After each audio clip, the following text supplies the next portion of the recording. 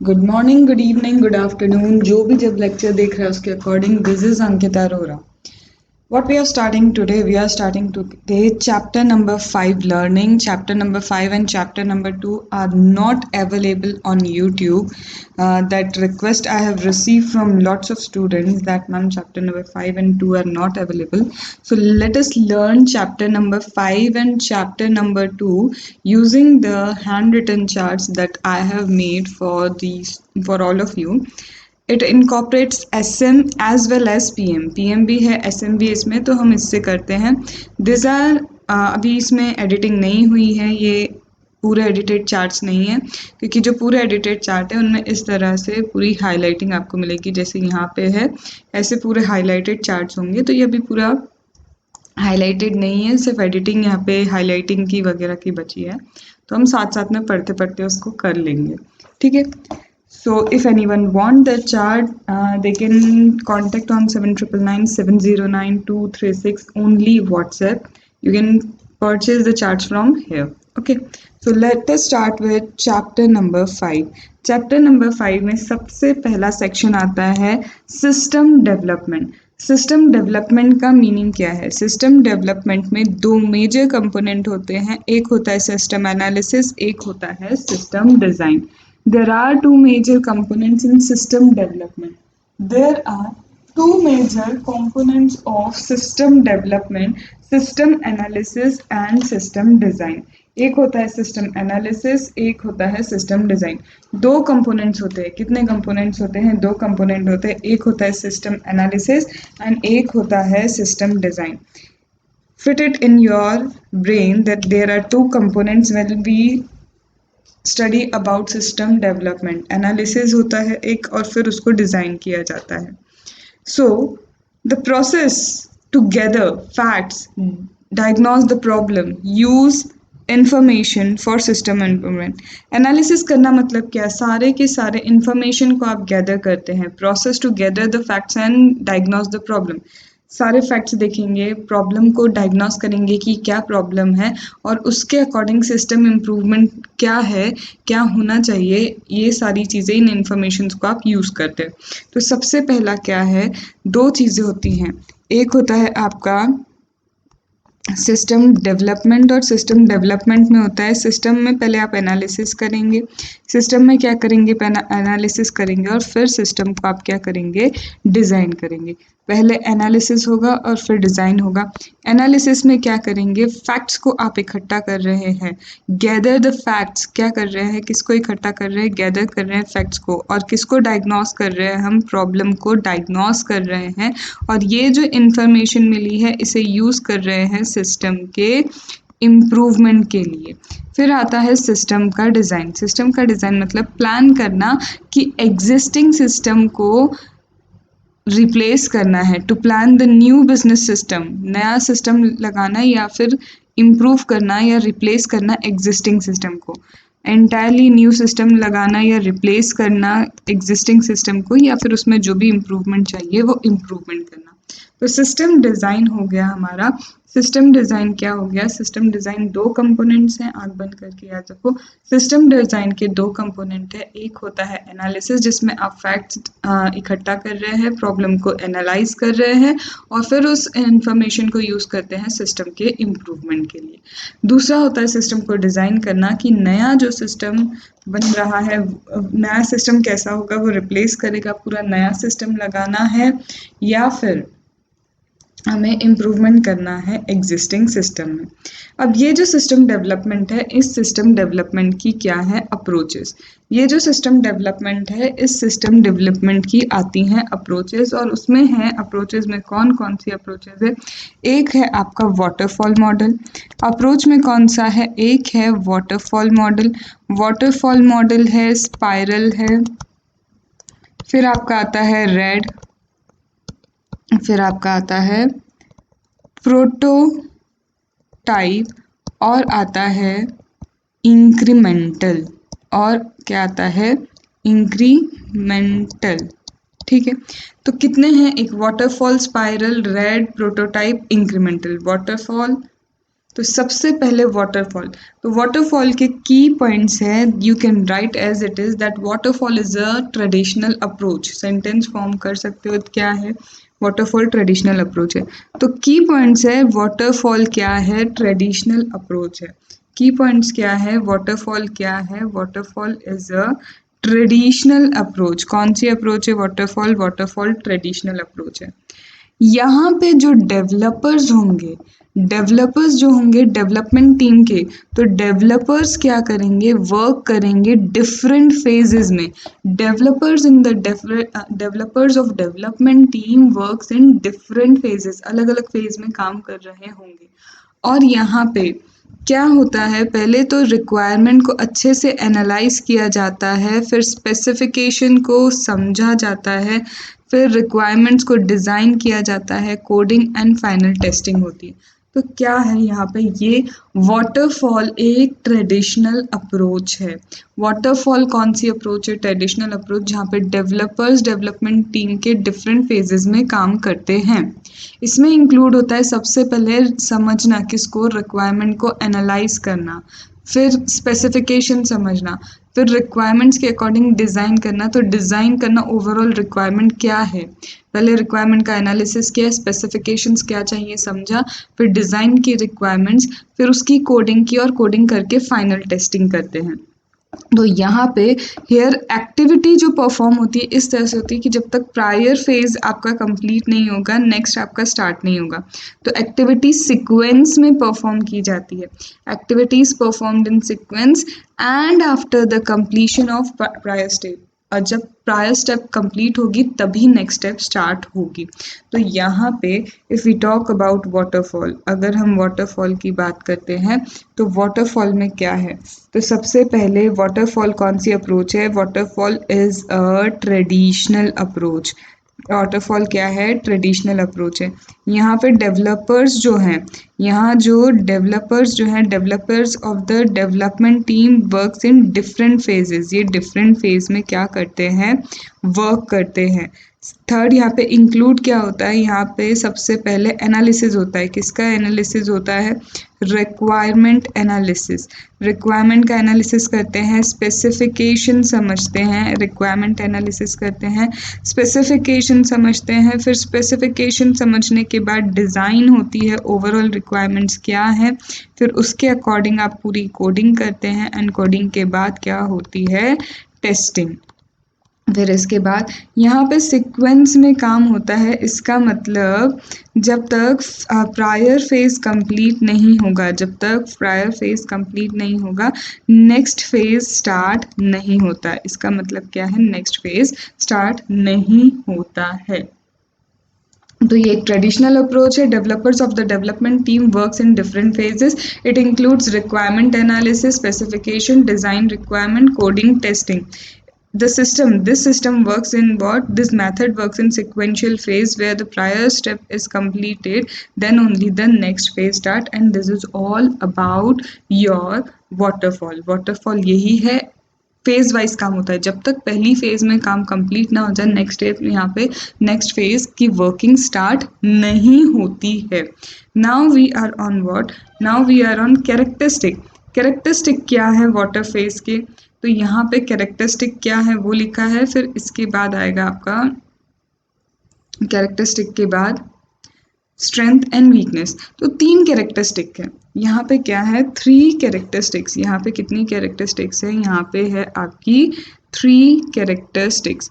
अब क्या है, सबसे पहले ये जो ओवरऑल प्रोजेक्ट एक वाटरफॉल मॉडल में होता है वो सिक्वेंशियल फेज में होता है, ये हमने यहाँ भी देखा कि ये सीक्वेंस में काम करता है। तो यहाँ भी वही है कि ये जो ओवरऑल फेज है, ओवरऑल फेज क्या करता है, overall phase works in what, sequential phases. Overall phase हमारा क्या है, सिक्वेंशियल फेजेस में यहाँ पे काम करता है।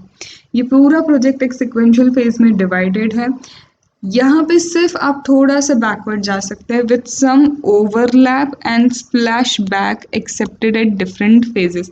नेक्स्ट स्टेप पे जाने के बाद अगर पुरानी स्टेप में अगर कुछ चेंज करना है, फेज में चेंज करना है, तो थोड़ा सा हो सकता है, लिमिटेड हो सकता है, बहुत ज़्यादा नहीं। तो प्रोजेक्ट एक सिक्वेंशियल फेज में चलता है, जहाँ पे नेक्स्ट फेज पे हम तभी जाते हैं जब प्रायर फेज कंप्लीट हो जाए। लेकिन इसका कैरेक्टरिस्टिक ये है कि हाँ, ये सिक्वेंशियल फेजेस में डिवाइडेड है, लेकिन सम ओवरलैप, थोड़ा सा ओवरलैप, थोड़ा सा स्प्लैश बैक एक्सेप्टेबल है डिफरेंट फेजेस में। सम ओवरलैप स्प्लैश बैक एक्सेप्टेबल है डिफरेंट फेजेस में। फिर आता है ये कहाँ एम्फेसाइज करता है, तो यहाँ पे ओवरऑल एम्फेसिस होता है प्लानिंग पे, टाइम स्केड्यूल पे, टारगेट डेट्स पे, बजट पे and implementation of entire system at one place. इसका पूरा पूरा ध्यान रहता है कि प्लानिंग अच्छे से होनी चाहिए, क्योंकि एक बार आपने एक फेज डिजाइन कर लिया तो आप दूसरे फेज की तरफ नहीं पहुंच सकते हो, और जाओगे भी तो थोड़ी बहुत चेंजेस कर पाओगे। तो यहाँ बहुत अच्छे से प्लानिंग की जाएगी, टारगेट डेट्स को याद रखा जाएगा, बजट क्रॉस होने के चांसेस है, क्योंकि एक फेज बन गया तो वापस उसको आप छेड़ नहीं सकते, तो फिर से ABCD करने के लिए और कॉस्टली हो जाएगा, इसलिए यहाँ बजट पे ध्यान रखा जाता है। तो यहाँ टाइम प्लानिंग करेंगे, स्केड्यूल करेंगे टाइमिंग की, टाइम पे हमारा सॉफ्टवेयर या फिर जो हम सिस्टम डेवलप कर रहे हैं वो पहुंच जाए।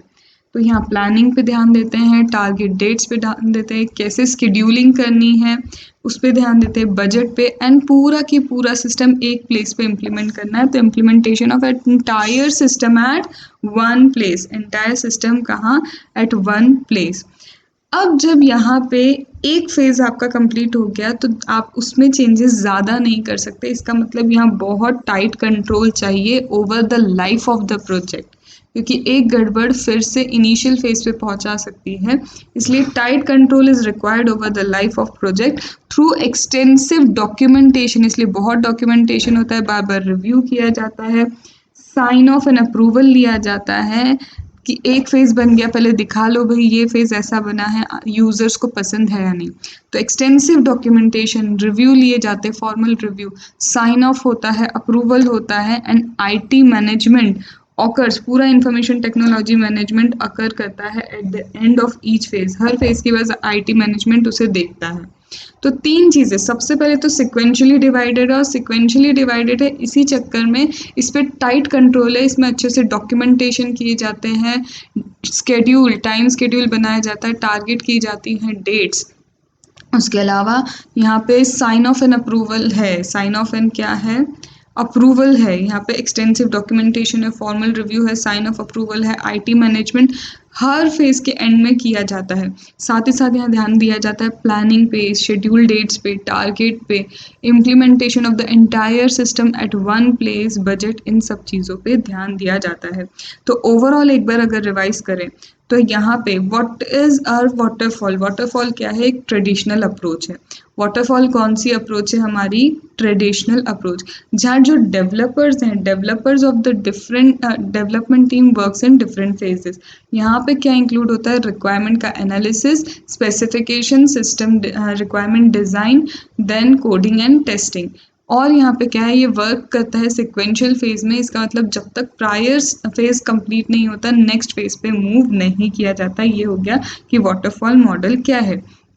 फिर इसके बाद आती है वाटरफॉल मॉडल की कैरेक्टरिस्टिक्स। तो वाटरफॉल मॉडल की जो कैरेक्टरिस्टिक है, कैरेक्टरिस्टिक में सबसे पहले क्या आएगा, प्रोजेक्ट क्या है, सिक्वेंशियल फेज में वर्क करता है। Project work in what, sequential phase में क्या करता है, प्रोजेक्ट वर्क करता है। तो जब सिक्वेंशियल फेज में प्रोजेक्ट वर्क करता है तो यहाँ पे इसका मतलब क्या है, सम स्प्लैशबैक, यहाँ पे क्या है, सम स्प्लैशबैक है, थोड़ा सा स्प्लैशबैक, ये मैंने काटा हुआ है, थोड़ा सा स्प्लैशबैक आपको अलाउड है, आपको ओवरलैपिंग अलाउड है। Some splashback and overlapping is allowed during in the different phases. ठीक है, अब जब सिक्वेंशियल फेजेस में डिवाइडेड है, इसका मतलब यहाँ पे चाहिए क्या, tight control, tight control over the life of the project is needed, जिसमें एक्सटेंसिव डॉक्यूमेंटेशन पे ध्यान दिया जाएगा, फॉर्मल क्या होंगे, रिव्यू होंगे, एक्सटेंसिव डॉक्यूमेंटेशन पे ध्यान देंगे, फॉर्मल क्या होंगे, रिव्यू होंगे, साइन ऑफ होगा, अप्रूवल होगा, साइन ऑफ अप्रूवल, एंड साथ में IT मैनेजमेंट कब होगा? Eight the end of each phase, eight the end of each phase. ठीक है, फिर यहाँ पे किस चीज़ पे एम्फेसाइज किया जाता है? इस पे एम्फेसाइज किया जाता है, यहाँ पे प्लानिंग अच्छे से की जाती है, देन टाइम को स्केड्यूल किया जाता है, देन टारगेट डेट होती है। साथ में क्या होता है? टारगेट डेट के बाद टारगेट डेट हो गई, उसके बाद आप किस पे यहाँ पे ध्यान देते हो? प्लानिंग हो गया, टाइम स्केड्यूल हो गया, टारगेट डेट हो गया, और आपका आ जाता है यहाँ budget and implementation of the entire system, implementing the entire system at one place. तो ये हो गई आपकी क्या? कैरेक्टरिस्टिक। फिर आता है स्ट्रेंथ एंड वीकनेस। स्ट्रेंथ के बारे में देखते हैं। तो स्ट्रेंथ क्या है? सबसे पहली एक चीज समझो, एक एक फेज बनाने के बाद आपको दिखाया जा रहा है, एक एक फेज पहले बनाते हैं फिर उसको आपको दिखाते हैं। इसका मतलब अगर आप लेस एक्सपीरियंस भी हैं, इसका मतलब क्या है? लेस एक्सपीरियंस भी है तो भी काम चलेगा। तो ideal for supporting less experience projecting, less experience project team के लिए ये अच्छा है। और जब इतने छोटे छोटे फेज में चीज़ें डेवलप होती हैं तो उसे आप मेज़र कर सकते हो। जब छोटे छोटे फेजेस में क्या है? डेवलपमेंट होता है, तो progress of the system development क्या है? मेजरेबल है। इसके बाद जब सिक्वेंशली चीज़ें मेंटेन होती है, तो ऑर्डरली सीक्वेंस जब है, हर चीज़ का ऑर्डर है, तो कहीं ना कहीं क्वालिटी अच्छी होगी, रिलायबिलिटी सही होगी, एडिक्वेसी है, मेंटेनेबिलिटी है ऑफ द डेवलप्ड सॉफ्टवेयर। सबसे पहले लेग्स एक्सपीरियंस टीम के लिए अच्छा है, और साथ ही में जब सिक्वेंशियल फेज है तो आप मेजर कर सकते हो ये इसकी स्ट्रेंथ है। और जब सिक्वेंशियल फेज मेंटेन होता है, इसका मतलब quality, reliability, adequacy, maintainability of developed software. यहाँ पे क्या है? मेंटेन होता है क्या? सीक्वेंस किसका? जो सॉफ्टवेयर डेवलप हो रहा है उसका। तो दिस आर दी स्ट्रेंथ, ये हो गई उसकी स्ट्रेंथ। तो सबसे पहले हम एक और बात देखते हैं, वाटरफॉल। वाटरफॉल में हमने क्या देखा? वाटरफॉल में हमने देखा अब traditional approach, developer different phases में वर्क करेंगे। इसमें इंक्लूड होता है रिक्वायरमेंट का एनालिसिस, रिक्वायरमेंट के एनालिसिस के बाद स्पेसिफिकेशन, डिज़ाइन रिक्वायरमेंट के बाद कोडिंग एंड टेस्टिंग होता है। फिर यहाँ पे क्या है? प्रोजेक्ट सिक्वेंशियल फेज में वर्क करता है, तो तब तक नेक्स्ट स्टेप स्टार्ट नहीं होगी जब तक कि प्रायर स्टेप एंड ना हो जाए। फिर स्ट्रेंथ है, स्ट्रेंथ में देखा है कि सिक्वेंशियल फेज में जब प्रोजेक्ट वर्क करता है तो it allows some overlap and splash back during the different phases. फिर यहाँ पे टाइट कंट्रोल रखता है overall life of the project में, through extensive documentation, through formal review, through sign off and approval, IT management at the end of each phase. ठीक है, फिर इसके बाद यहाँ पे और भी चीज़ें इंक्लूड होती है। क्या इंक्लूड होता है? यहाँ पे एम्फेसिस किया जाता है प्लानिंग पे, टारगेट डेट्स पे, टाइम स्केड्यूल पे, इसके बाद implementation of the entire system at one place, budget पे।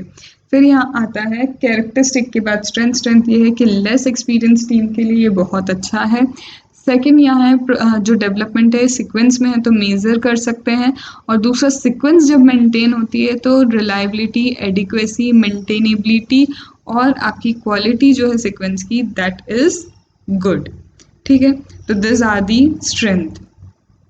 अब आते हैं हम वीकनेस पे। अब वीकनेस क्या है? तो वीकनेस ये है, तो बहुत बहुत बहुत ध्यान से और बहुत इजीली हम कर पाएंगे। देखो वीकनेस कैसे, एक बार जो चीज़ ये समझना, ये हमारा सॉफ्टवेयर का एक फेज़ है। This is just a phase of software. ठीक है, सॉफ्टवेयर का क्या है? ये हमारे सॉफ्टवेयर का फेज़ है। अब सबसे पहली चीज़, एक बार बन गया तो इसमें सिर्फ छोटे छोटे थोड़े से आप चेंजेस ही कर सकते हैं, ज़्यादा चेंजेस आप नहीं कर पाएंगे। तो क्या मैं ये बोल सकती हूँ कि ये इनफ्लेक्सिबल है? ये फ्लेक्सिबल नहीं है, और अगर इसमें चेंज करने हैं तो मुझे बहुत सारा फिर से पैसा लगाना पड़ सकता है, जिससे क्या है, ये एक स्लो प्रोसेस भी है, कॉस्टली भी है। ठीक है, तो यहाँ पे ये इनफ्लेक्सिबल है, ये कॉस्टली है, ये स्लो है। तो इनफ्लेक्सिबल, स्लो, कॉस्टली, और कहीं ना कहीं क्या है, एक कम्बरसम प्रोसेस है। क्यों? क्योंकि बहुत टाइट कंट्रोल की ज़रूरत है यहाँ पे। अगर कुछ भी गड़बड़ हो गई, यूज़र ने रिक्वायरमेंट सही नहीं ढंग से नहीं बता पाया कुछ भी, तो फेस बिगड़ने के चांसेस हैं। तो टाइट कंट्रोल होने के कारण ये कौन सी प्रोसेस है cumbersome प्रोसेस है, मतलब बर्डन वाली प्रोसेस है। तो this is your first point. एक बार फेज बन गया तो आप उसको चेंज नहीं कर सकते, तो we can say it is inflexible, it is costly, right, it is slow and cumbersome. It is a cumbersome process due to tight control. So cumbersome due to the significant structure and tight control. तो ये तो हो गया आपका point first. And this is logical कि phase एक बार बन गया तो उसे फिर से चेंज करना मुश्किल है, मतलब ये इनफ्लेक्सिबल है, और ये जब चेंज करना मुश्किल है मतलब रीस्टार्ट करो तो स्लो भी है, कॉस्टली भी है एंड टाइट कंट्रोल है, तो दिस अ क्यूम्बर्सन प्रोसेस। ठीक है, फिर इसके बाद ये जो प्रोजेक्ट है एक बार ये फेज बन गया तभी नेक्स्ट फेज बनेगा। ठीक है, एक बार ये फेज बन गया तभी क्या होगा, ये नेक्स्ट फेज बनेगा। इसका मतलब ये जो प्रोजेक्ट है इट मूव्स फॉरवर्ड, तो project progresses forward with slight movement backward. एक बार नेक्स्ट फेज स्टार्ट होगी तो फर्स्ट वाले में आप मिनिमम चेंजेस कर सकते हो, पूरी तरह उसको चेंज नहीं कर सकते। तो इसका मतलब ये जो प्रोजेक्ट है, इसका मतलब ये जो प्रोजेक्ट है, प्रोजेक्ट सिर्फ फॉरवर्ड जा रहा है, स्लाइड बैकवर्ड आता है। स्लाइड क्या आता है, बैकवर्ड आता है, ओनली स्लाइड बैकवर्ड। तो क्या हो गया, प्रोजेक्ट फॉरवर्ड जाता है सिर्फ स्लाइड बैकवर्ड आता है, तो project progresses forward with slight movement backward. Project moves forward with only slight movement backward. ठीक है, फिर इसके बाद क्या है, जो आपने क्या किया है, ये फेज बनाया है, ये जो आपने फेज बनाया है ये एंटायरली डिपेंड करेगा कि आपने क्या रिक्वायरमेंट को एनालाइज किया, क्या आइडेंटिफिकेशन किया स्पेसिफिकेशन को। तो ये जो फेज है ये डिपेंड करेगा early identification specification of requirement पे।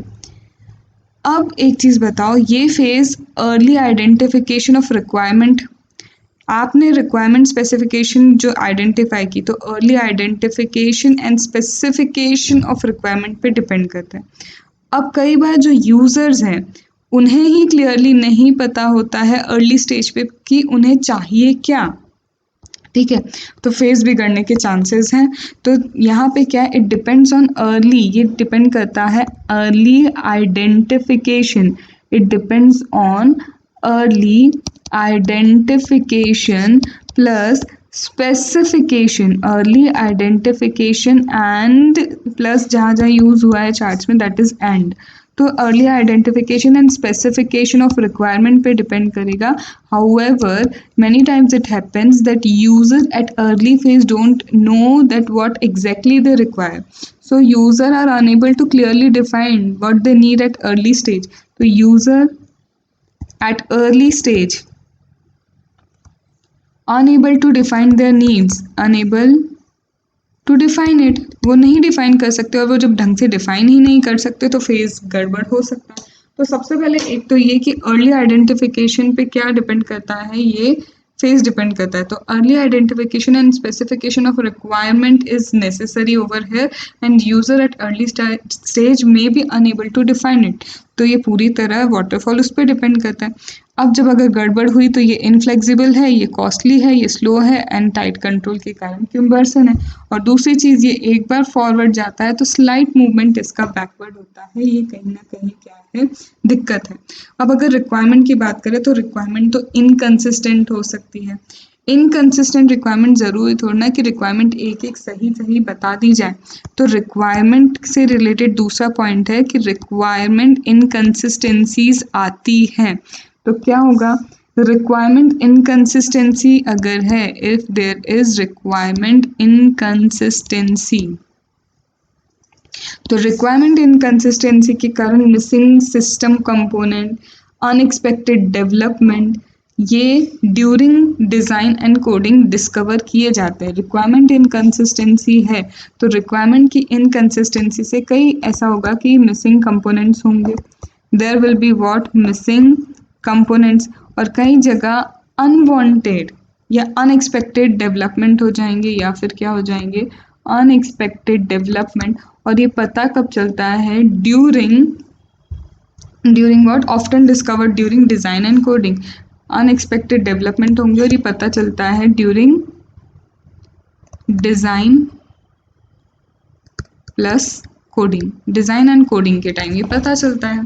तो सबसे पहले तो ये डिपेंड करेगा रिक्वायरमेंट पे। रिक्वायरमेंट अर्ली स्टेज में हो सकता है यूज़र ना बता पाए, रिक्वायरमेंट की इनकंसिस्टेंसी है, तो कई बार missing components and unexpected development during design and coding क्या किए जाते हैं, ड्यूरिंग डिज़ाइन एंड कोडिंग हमें पता चलते हैं।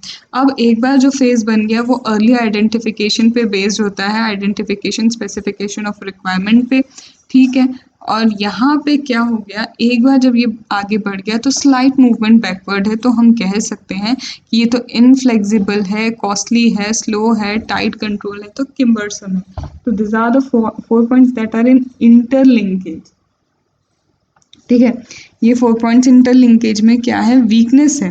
अब एक चीज़ बताओ, सिस्टम की डिज़ाइन कोडिंग पे आपको चीज़ें समझ में आ रही है, इसका मतलब प्रॉब्लम कई बार डिस्कवर तब तक नहीं होगी, कुछ प्रॉब्लम तो तब तक भी डिस्कवर नहीं होगी जब तक पूरा सिस्टम टेस्ट नहीं हो। फेज वाइज वर्क कर रहा है, लेकिन जब तक पूरा सिस्टम आप टेस्ट नहीं करेंगे तो अनटिल सिस्टम टेस्टिंग बहुत सारी प्रॉब्लम्स तो अनडिस्कवर्ड रहेंगी। तो यहाँ पे क्या है, problem often discovered until system testing. जब तक सिस्टम टेस्टिंग नहीं होगी प्रॉब्लम क्या हो सकती है, बहुत सारी प्रॉब्लम ऐसी हैं जो अनडिस्कवर्ड रह सकती हैं, जो क्या रह सकते हैं, अनडिस्कवर्ड। तो सिस्टम प्रॉब्लम जो है, सिस्टम टेस्टिंग तक कई प्रॉब्लम्स अनडिस्कवर्ड रह सकती हैं। फिर system performance can't be tested until system almost fully coded. और ये बात है कि जब तक सिस्टम फुल्ली कोड नहीं हो जाता, अब इसी से लिंक में ले लो, सिस्टम की टेस्टिंग नहीं होगी, बहुत सारे प्रॉब्लम अनडिस्कवर्ड रहेंगे। और सिस्टम तब तक पूरा टेस्ट नहीं हो सकता, सिस्टम की परफॉर्मेंस पूरी तब तक टेस्ट नहीं कर सकते जब तक फुल्ली कोडेड नहीं हो जाए। Under capacity difficult to correct, क्योंकि यहाँ पे अगर कुछ कैपेसिटी कम है तो वो करेक्ट नहीं हो सकती। तो सिस्टम जब तक पूरा टेस्ट नहीं हो सकता, जब तक सिस्टम की परफॉर्मेंस को हम तब तक टेस्ट नहीं कर सकते। सिस्टम के परफॉर्मेंस को जब तक टेस्ट नहीं किया जा सकता, जब तक कि सिस्टम ऑलमोस्ट फुल्ली कोडेड ना हो। जब तक क्या है, सिस्टम फुल्ली कोड ना हो जाए तब तक टेस्ट कैसे करोगे। तो जब तक फुल्ली कोडेड नहीं है तब तक टेस्ट करना भी मुश्किल है, तो अंडर कैपेसिटी करेक्ट करना मुश्किल है। तो अंडर कैपेसिटी जो है दैट, उसका करेक्शन भी मुश्किल हो जाएगा, ठीक है। सबसे पहले क्या है, initial requirements identification specification of requirements पे बेस्ड है, और अर्ली फेज में यूज़र सही बता पाए ये ज़रूरी नहीं है। यहाँ पे अगर रिक्वायरमेंट इनकंसिस्टेंस है तो कई बार यहाँ पे इनकंसिस्टेंसी ऑफ रिक्वायरमेंट के कारण मिसिंग कंपोनेंट्स आ जाते हैं, अनएक्सपेक्टेड डेवलपमेंट आता है, जो ड्यूरिंग डिज़ाइन एंड कोडिंग हमें समझ में आता है कि अच्छा ऐसा हुआ है। फिर सिस्टम टेस्टिंग में क्या होता है, प्रॉब्लम अनडिस्कवर्ड रह जाती है। यहाँ पे एक सेकेंड, ऐसा सॉरी तो यहाँ पे इनकंसिस्टेंसी आ गई। अब क्या हुआ, एक बार फॉरवर्ड चला गया अगर हमारा ये प्रोजेक्ट, तो उसको बैकवर्ड सिर्फ स्लाइटली आप ले जा सकते हो। अब इसका मतलब चेंजेस अगर आपको करने हैं तो ये बहुत इनफ्लेक्सिबल है, कॉस्टली है, क्यूमरसम है और स्लो है। यहाँ पे ओवरऑल अगर सिस्टम जब तक आप टेस्ट नहीं करोगे, प्रॉब्लम कई बार तो वहाँ पे भी आइडेंटिफाई नहीं हो पाएंगे। और प्रॉब्लम पूरा ओवरऑल सिस्टम की टेस्टिंग करने के लिए, उसके परफॉर्मेंस को देखने के लिए पूरी तरह कोडेड भी होना चाहिए, सिस्टम फुल्ली कोडेड होना चाहिए। अंडर कैपेसिटी तब तक आप करेक्ट नहीं कर सकते, अंडर कैपेसिटी तब तक क्या नहीं हो सकती, करेक्ट नहीं हो सकती, ठीक है। तो यहाँ पे इन ऑल हम ये कह सकते हैं, it's difficult to respond to changes which occur later in life cycle and proves costly and discourages. इसका मतलब लेटर इन लाइफ साइकिल अगर कोई चेंजेस आते हैं, later in life cycle of the software, later in life cycle अगर क्या आते हैं, कोई चेंजेस आते हैं, तो वो करना कहीं ना कहीं क्या है, difficult to respond. So difficult to respond to the changes that offer later in life cycle, और इस कारण से ये क्या है, कॉस्टली भी है एंड डिस्करेज होता है।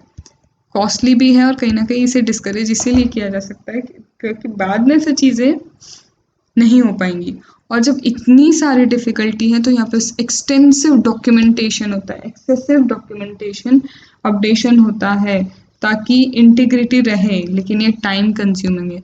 इस कारण से यहाँ पे क्या होता है, एक्सेसिव डॉक्यूमेंटेशन। यहाँ पे इस कारण से क्या है, एक्सेसिव डॉक्यूमेंटेशन है। और जब एक्सेसिव डॉक्यूमेंटेशन है, क्यों, ताकि अश्योर हो इंटीग्रिटी, ताकि अश्योर हो क्या, इंटीग्रिटी। तो ये क्या है, टाइम कंज्यूमिंग है, ये क्या है, टाइम कंज्यूमिंग।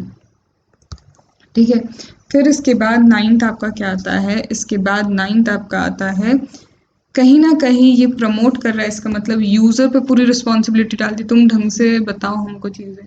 यूजर बोलेगा हमने तो ढंग से बताई थी, तुम एक्सपीरियंस से तुम समझ नहीं पाए क्या हमारी रिक्वायरमेंट। सो कहीं ना कहीं ये प्रमोट करता है, it promote what, it promote gap. ये क्या प्रमोट करता है, इट प्रमोट गैप। गैप किसके बीच में प्रमोट कर रहा है, gap between the developer and user.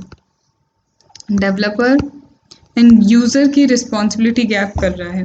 Promote gap between the user end developer with clear responsibility division. कहीं ना कहीं डेवलपर यूजर के बीच में गैप आ रही है रिस्पॉन्सिबिलिटी डिवीजन को लेके। किसको लेके, रिस्पॉन्सिबिलिटी डिवीजन को लेके। So what you can do, this is waterfall, you can just go through it logically. Logically अगर आप इसके वीकनेस देखोगे तो बहुत जल्दी याद हो जाएंगे, स्ट्रेंथ भी देखोगे इजीली याद हो जाएगा। तो let us revise this weakness through the chart. सबसे पहले हमने क्या बोला, सबसे पहले बोला कि अगर एक फेज बन जाता है, वो याद रखो मैंने ग्रीन में क्या बनाया था, यहाँ पे फेज बनाया था। ठीक है, ये फेज एक बार बन गया, ठीक है। तो once the phase is made, उसे चेंज करना मतलब ये इनफ्लेक्सिबल है, और फिर से बनाना है तो स्लो कॉस्टली प्रोसेस है, एंड क्यूम्बरसन है। क्यों, क्योंकि सिग्निफिकेंट स्ट्रक्चर बन जाते हैं, बड़े बड़े जो स्ट्रक्चर मेन बनने वो बन जाते हैं, और इसमें कहीं ना कहीं टाइट कंट्रोल है। प्रोजेक्ट ये सिर्फ फॉरवर्ड प्रोग्रेस करेगा with slide backward movement. Slide backward movement होता है, ये डिपेंड करता है early identification specification of requirement पे, even if user unable to clearly define the need at early stage. ठीक है, रिक्वायरमेंट अगर इनकंसिस्टेंट है तो मिसिंग कंपोनेंट्स होंगे, अनएक्सपेक्टेड डेवलपमेंट नीड है जो डिस्कवर किया जाता है during design and coding. Problem often discovered until system testing, जब तक सिस्टम टेस्टिंग नहीं हो प्रॉब्लम डिस्कवर करना मुश्किल है। System performance can not be tested until almost fully coded. System की परफॉर्मेंस आप तब तक टेस्ट नहीं कर सकते जब तक इसको पूरी तरह से कोडिंग नहीं हो जाती। Capacity difficult to correct, under capacity है तो करेक्ट करना डिफिकल्ट है। चेंजेस अगर later in the life cycle आते हैं तो कहीं ना कहीं वो कॉस्टली हैं और डिस्करेज करते हैं। एक्सेसिव यहाँ पे क्या डॉक्यूमेंटेशन है, अपडेशन है। क्यों अपडेशन बहुत करते हैं, ताकि इंटीग्रिटी मेंटेन रहे, लेकिन ये टाइम कंज्यूमिंग है। गैप प्रमोट करता है यूजर डेवलपर के बीच में with the clear responsibility of what, division, with clear responsibility of what, division. तो दिस इज वाटरफॉल। ये ओवरऑल क्या किया, अभी हमने वाटरफॉल फेज को डिस्कस किया है। This is all discussion about waterfall phase. System development है तो दो कंपोनेंट होते हैं, एनालिसिस एंड डिजाइन, जो हमने पहले यहाँ पे किया, एनालिसिस एंड डिजाइन। फिर वाटरफॉल अप्रोच हमने पूरी स्टार्ट की, एंड यहाँ पे वाटरफॉल होता क्या है, उसके कैरेक्टरिस्टिक्स क्या है, उसके स्ट्रेंथ क्या है, उसके वीकनेस क्या है, ये हमने किया। ठीक है, now we will move on spiral. Just take 1 minute break. पहले इसको आप इसके कीवर्ड्स को लिख लो, यही याद कर लो, इसके अलावा याद करने की जरूरत नहीं पड़ेगी। तो इसको एक बार कीवर्ड्स को लिख लो, फिर we will move to spiral. Spiral में क्या है फिर हम वो लर्न करते हैं। ठीक है, स्पाइरल। अब स्पाइरल क्या है, तो स्पाइरल तब तक पूरे डेवलपमेंट को करता है जब तक कि रिस्क नलीफाई नहीं हो जाती। तो स्पाइरल को हम बोलते हैं it's a combination of water prototype and waterfall model. Spiral किसका कॉम्बिनेशन है, प्रोटोटाइपिंग एंड वाटरफॉल मॉडल का कॉम्बिनेशन है। जब रिस्क ज़्यादा है तो आप तब तक काम कर रहे हैं जब तक रिस्क नलीफाई ना हो जाए। You are working till risk get nullify. That means it is large project, it is expensive and complicated project, it is intended for large expensive and complicated project. ये कहीं ना कहीं लार्ज एक्सटेंसिव कॉम्प्लिकेटेड प्रोजेक्ट के लिए है। First prototype is constructed from preliminary design. Preliminary छोटे मोटे जो आपने चीज़ें रिक्वायरमेंट्स बोली हैं उससे एक प्रीलिमिनरी डिज़ाइन बनाया जाता है। प्रीलिमिनरी डिज़ाइन इवेल्युएट करता है सारे कॉस्ट ऑल्टरनेटिव्स को इस डेवलपमेंट के लिए। सूटेबल स्ट्रेटेजी क्या होगी वो देखता है। ये फेज आइडेंटिफाई एंड रिजॉल्व करता है possible risk in the project. If risk indicate uncertainty in requirement, then prototype is used to deal with the potential changes. Spiral जो है, स्पाइरल तब तक वर्क करेगा जब तक रिस्क पोटेंशियल क्या नहीं हो जाए, नलीफाई नहीं हो जाए। वही चीज़ याद दिए। सबसे पहले ये कहा गया है, सबसे पहले क्या कहा है, जस्ट मिनट। तो सबसे पहले यहाँ पे क्या कहा है, तो सबसे पहले ये कहा है कि एक सेकेंड,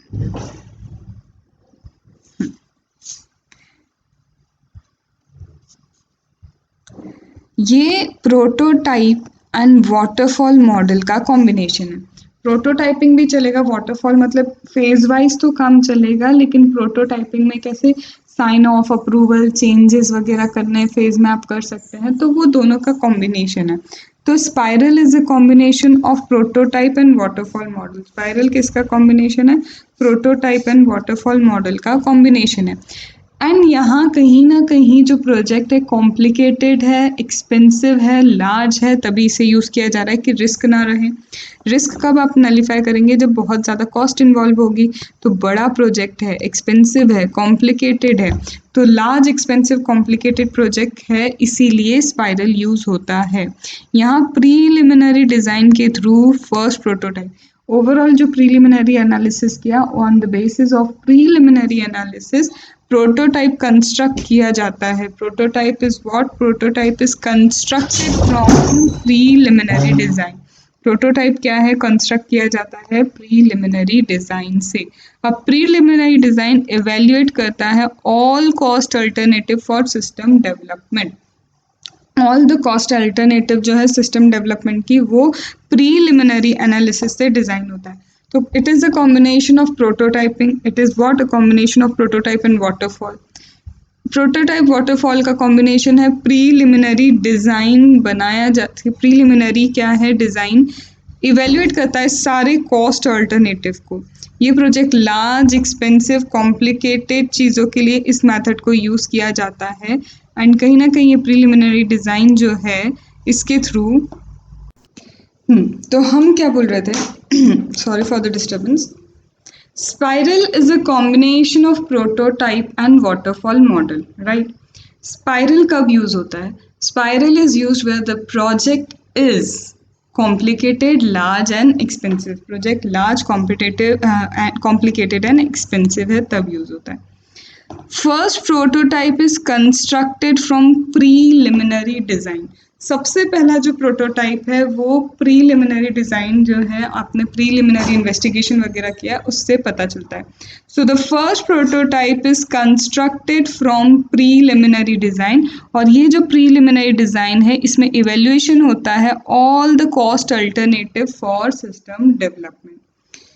ये डिसाइड करता है, फिर कॉस्ट अल्टरनेटिव अगर देख रहा है तो उसमें सूटेबल स्ट्रेटेजी क्या होगी वो डिसाइड करेगा।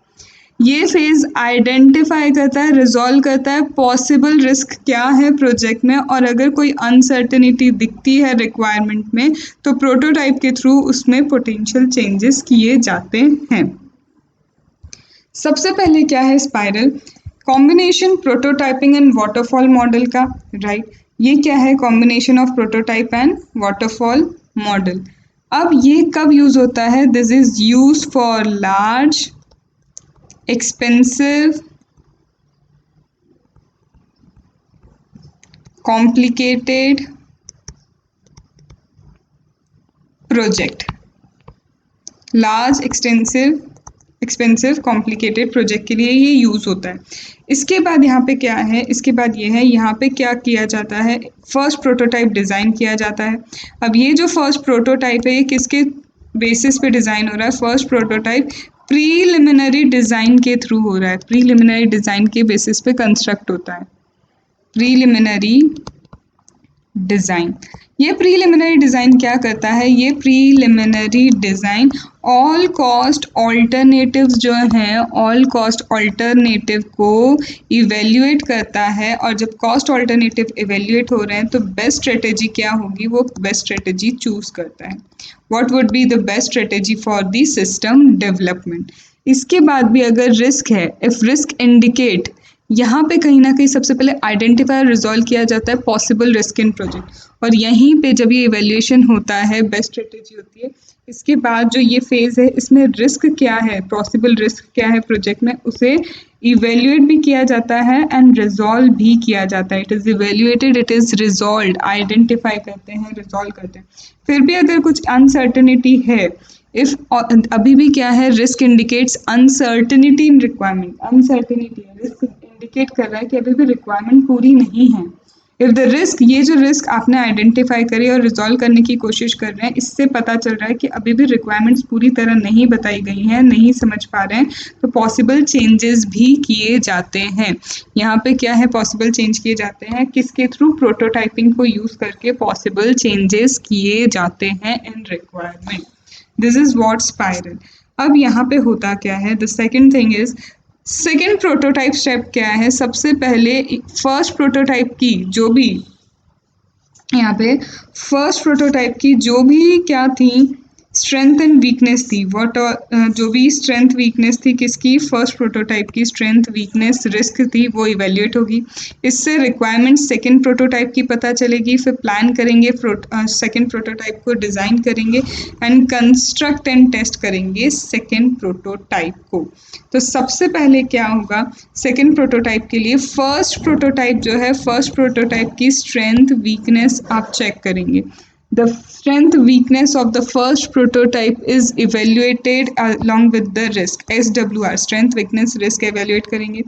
इसके बेसिस पे सेकंड की आपको रिक्वायरमेंट पता चलेंगी कि क्या क्या रिक्वायरमेंट है सेकंड प्रोटोटाइप में।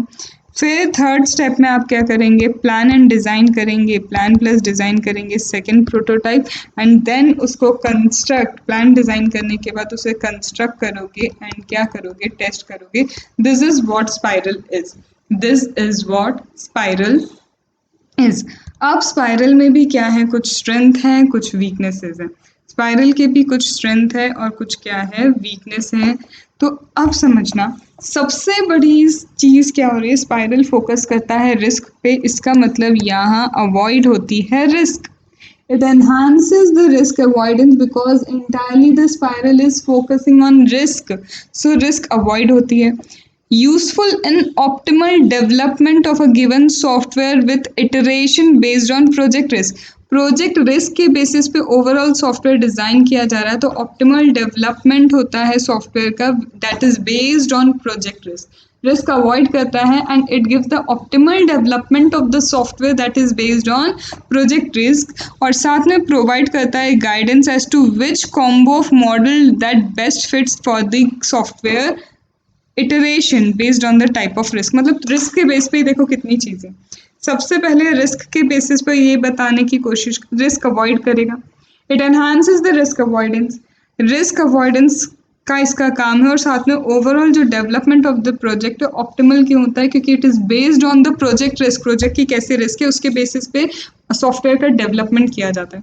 तो बेस्ड ऑन रिस्क कहीं ना कहीं वो ये भी गाइड करता है कौन से मॉडल का कॉम्बिनेशन यूज करना चाहिए, which combo of the model to be used for software iteration.